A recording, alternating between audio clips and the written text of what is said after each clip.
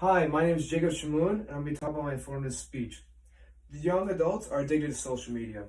The world has a silent problem, and nobody wants to discuss it, so I'm going to address it.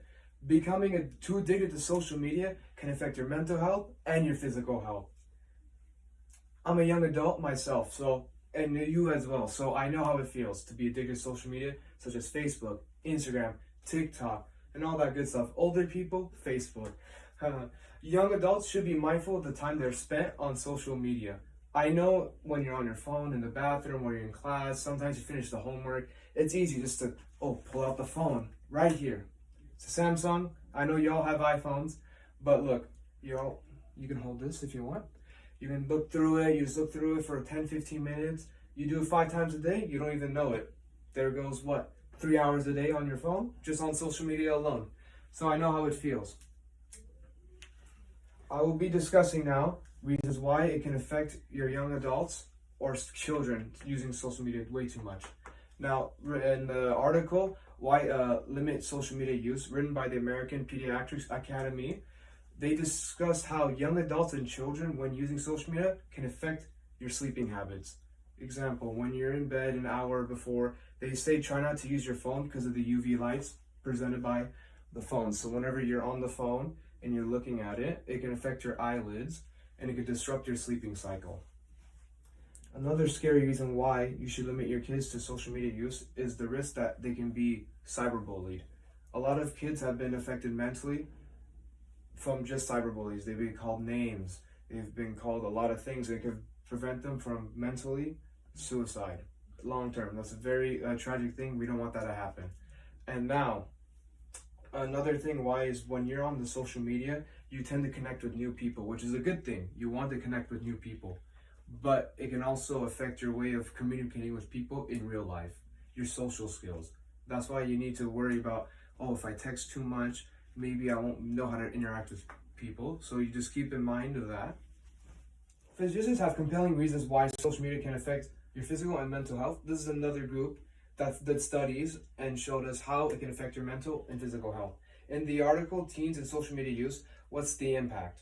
Written by the American Academy of Pediatrics, have compelling studies and evidence why and understands the dangers of social media.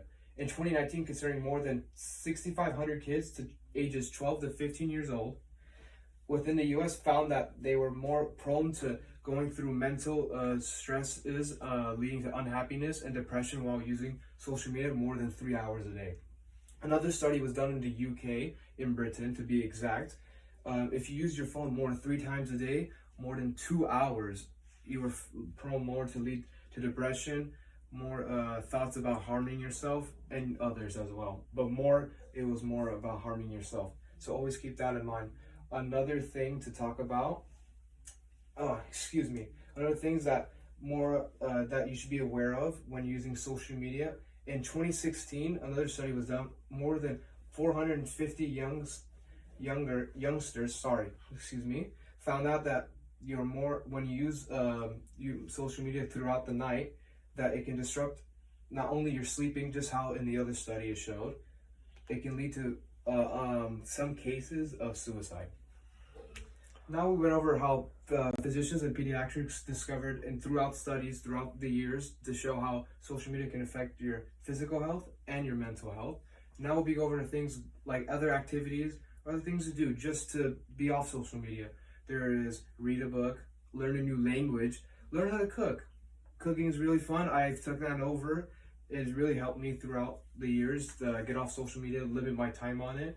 Also talking to your family, playing sports, any activity except for being on the phone, which helps if you're not on the phone, so you're not as tempted to be on social media like Facebook and all that good stuff. Now, break light.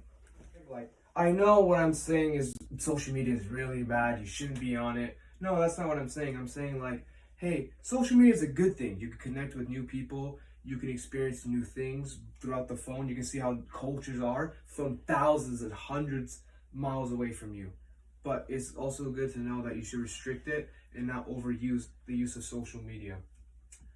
Now, to summarize, I gave you multiple reasons why social media can affect you, and mentally and physically, but it also can lead to very long-term and short-term negatives in your life.